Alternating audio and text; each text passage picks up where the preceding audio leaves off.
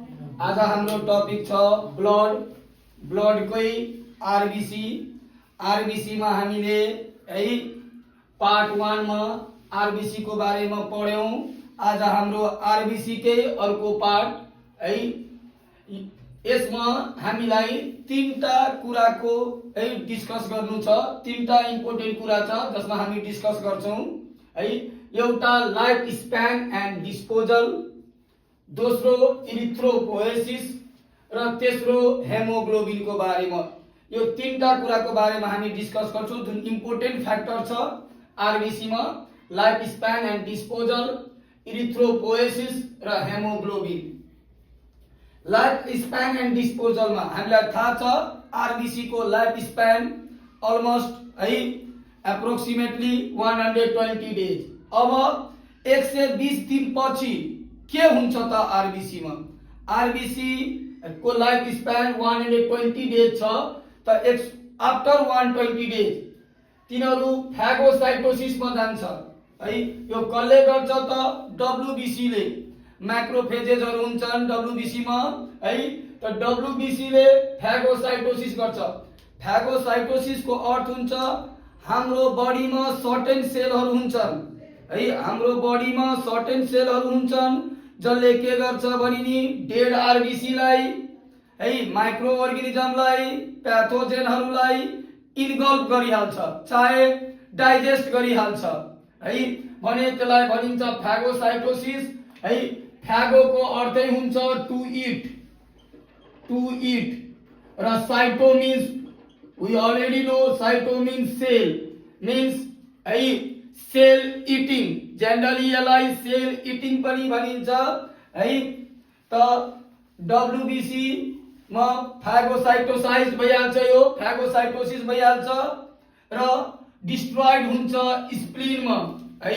र यो गएर यसको डिस्ट्रक्सन हुन्छ स्प्लिन मा। Means after 120 days they undergo phagocytosis by WBC and are destroyed in spleen। त्यसपछि डिस्ट्रॉयड हुन्छ स्प्लिन मा गएर।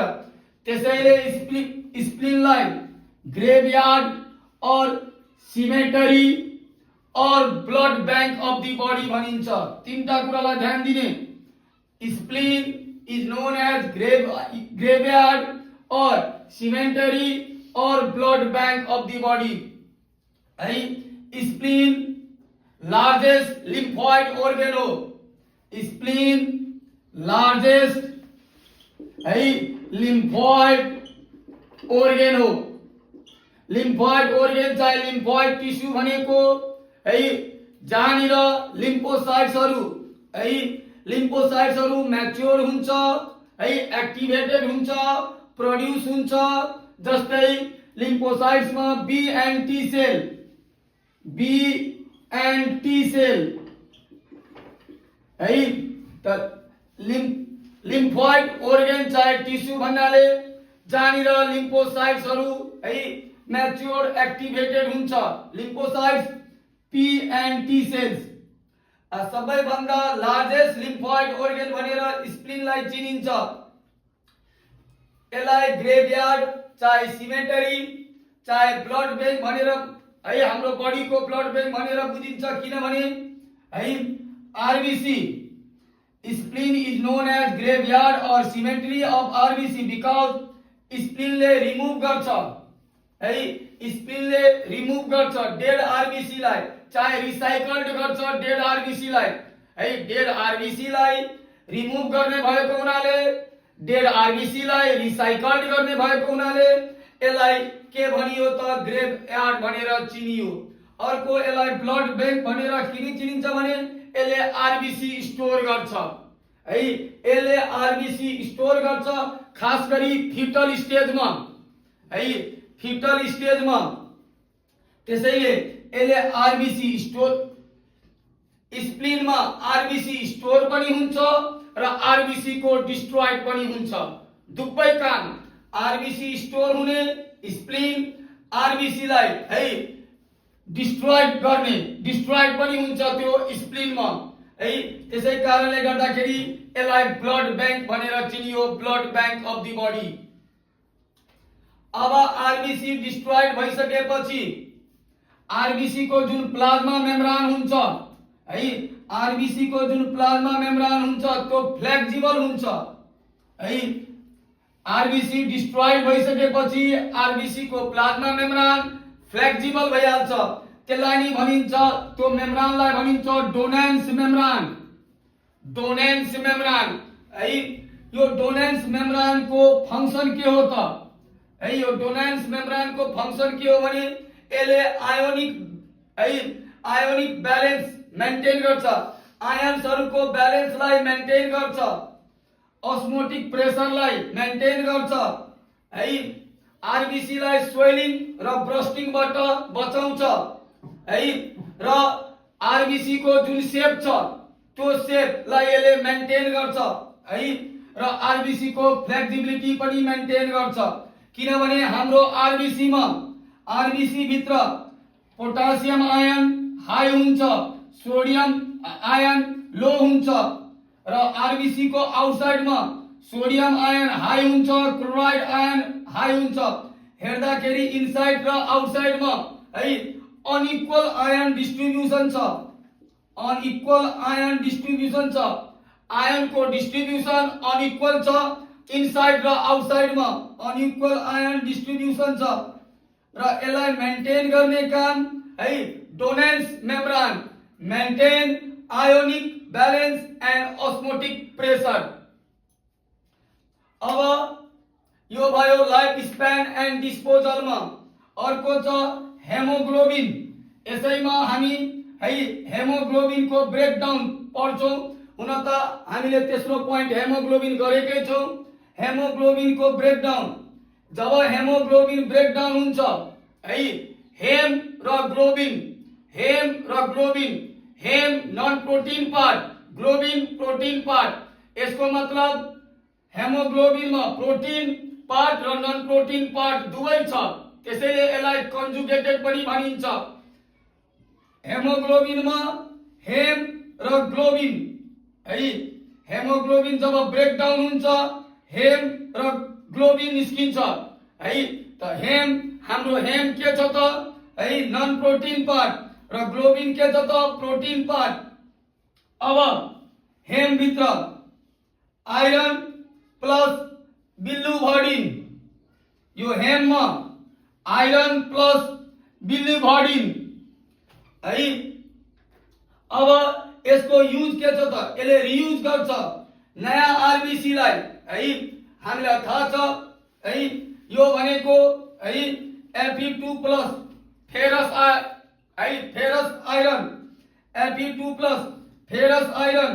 यो फेरस आयरन जुन छ त्यो युज हुन्छ नयाँ आरबीसी को फर्मेशन को लागि, र यो स्टोर हुन्छ हेमोसिडिनिन, हेमोसिडिनिन है।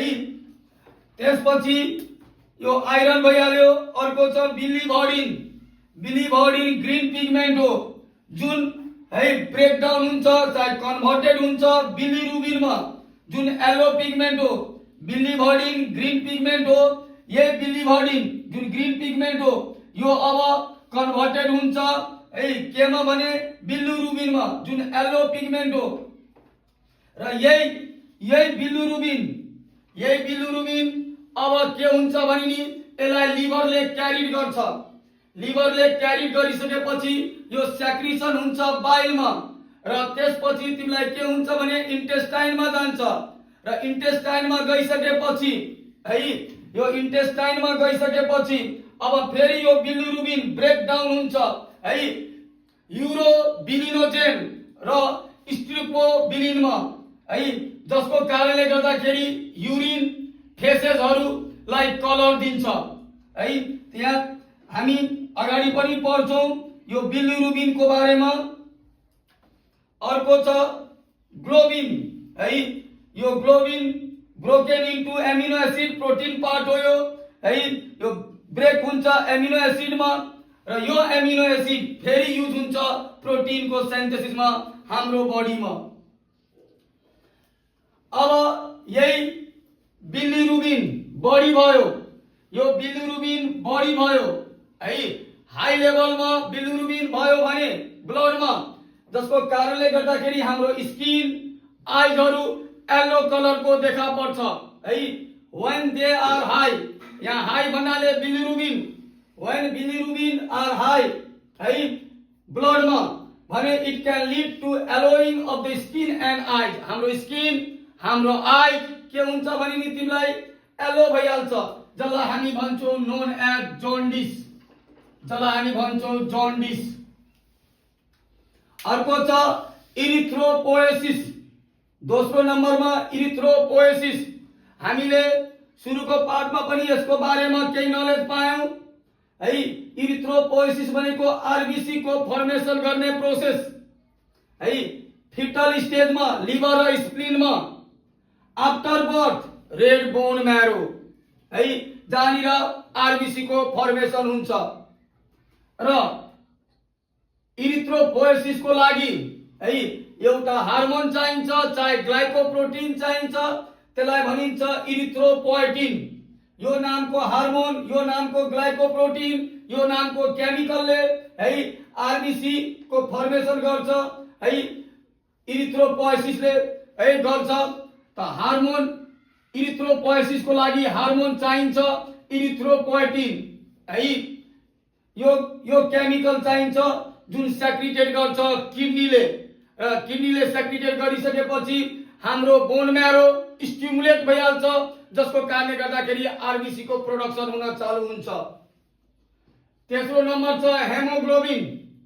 मैले अघि नै भने इट इज कन्जुगेटेड, किनभने हेमोग्लोबिनमा आइरन पार्ट र नन आइरन प्रोटीन पार्ट र नन प्रोटीन पार्ट दुवै छ हेमोग्लोबिनमा, प्रोटीन र non protein part. Haem plus globin, it is conjugated iron containing respiratory pigments है। आइरन कन्टेनिङ रिस्पिरेटरी पिगमेन्ट्स जुन कहाँ प्रेजेन्ट हुन्छ त आरबीसी को इनसाइडमा यो प्रेजेन्ट हुन्छ है। Haem plus globin, conjugated means haem non protein part, globin protein part र नन प्रोटीन युनिट्सलाई प्रोस्थेटिक ग्रुप भनिन्छ। प्रोस्थेटिक ग्रुप नन प्रोटीन युनिट्सलाई प्रोस्थेटिक ग्रुप भनिन्छ है। Haem plus globin. Adult human हेमोग्लोबिनमा है, एडल्ट को ह्युमन को हेमोग्लोबिन एडल्ट एचबीए, यसमा चारवटा पोलिपेप्टाइड चेन हुन्छ, चारवटा पोलिपेप्टाइड चेन हुन्छ, दुईटा अल्फा चेन हुन्छ र दुईटा बीटा चेन हुन्छ, दुईटा अल्फा चेन र दुईटा बीटा चेन हुन्छ। त्यसैले है एचबीए मा अल्फा 2 बीटा 2 यसरी ब्र्याकेटमा लेखेको हुन्छ है। ह्युमन होमोग्लोबिन मीन्स एडल्ट है हेमोग्लोबिनमा चारवटा पोलिपेप्टाइड चेन हुन्छ, दुईटा अल्फा चेन, दुईटा बीटा चेन है। जम्मा चारवटा चेन भयो, जम्मा चारवटा चेन भयो, त्यसैले यसले टेट्रामर फर्मेसन गर्छ है। टेट्रामर फर्मेसन त जम्मा चारवटा चेन भयो। प्रत्येक ग्लोबिन चेनसँग एउटा हेम ग्रुप हुन्छ, प्रत्येक ग्लोबिन चेनसँग एउटा हेम ग्रुप हुन्छ। त्यसैले एउटा हेमोग्लोबिन मोलिकुलले एउटा हेम ग्रुप कन्टेन गरेको हुन्छ। चारवटा हेम ग्रुप छ है, चारवटा चेन छ, चारवटा हेम ग्रुप भनेको चारवटा फेरस आइरन है। फेरस आइरन भनेको एउटा फेरस आइरनले एउटा अक्सिजन मोलिकुललाई बाइन्ड गर्छ भनेपछि चारवटाले है चारवटा अक्सिजन मोलिकुल्सलाई बाइन्ड गर्छ। त्यसैले हामी भन्छौँ haemoglobin can carry 4 oxygen total है। एउटा हेमोग्लोबिनले चारवटा अक्सिजनलाई क्यारी गर्न सक्छ, कारण यो चारवटा चेन छ। अगर फेरस आइरन जुन छ यो अगर फेरिक आइरनमा चेन्ज भइहाल्यो है, फेरस एकदम इम्पोर्टेन्ट कुराहरू हो यिनीहरू है। फेरस आइरन फेरिक आइरनमा चेन्ज भइहाल्यो भने है मिथाइमोग्लोबिन अब यसले अक्सिजन क्यारी गर्न सक्दैन है।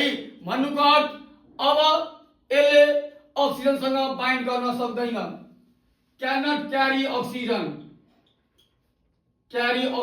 त्यसैले आइरनको फर्म हेममा फेरस आइरन हुन्छ, नट फेरिक।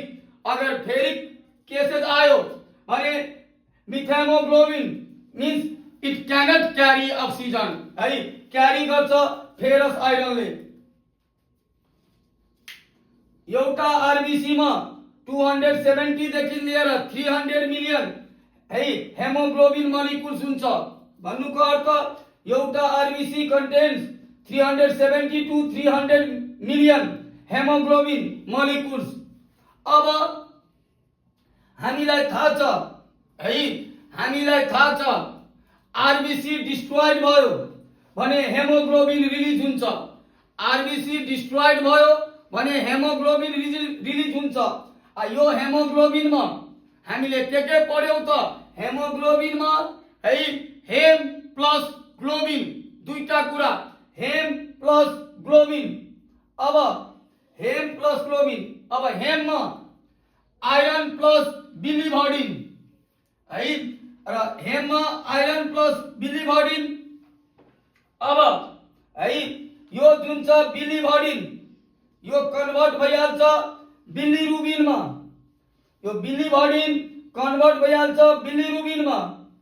यो बिलिरुबिनलाई लिभरले क्यारी गरेर लैजान्छ है, र सेक्रिटेड हुन्छ बाइल मा, carried by liver and secretion and secreted in bile.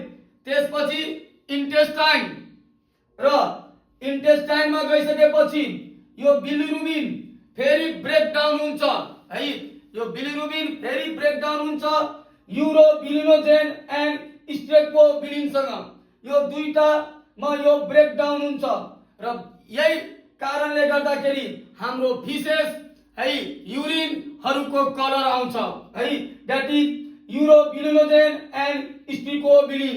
यो दुईटा यो बिलिरुबिन ब्रेकडाउन भइसकेपछि हुन्छ, जसको कारणले गर्दाखेरि फेसेस र युरिनको कलर आउँछ।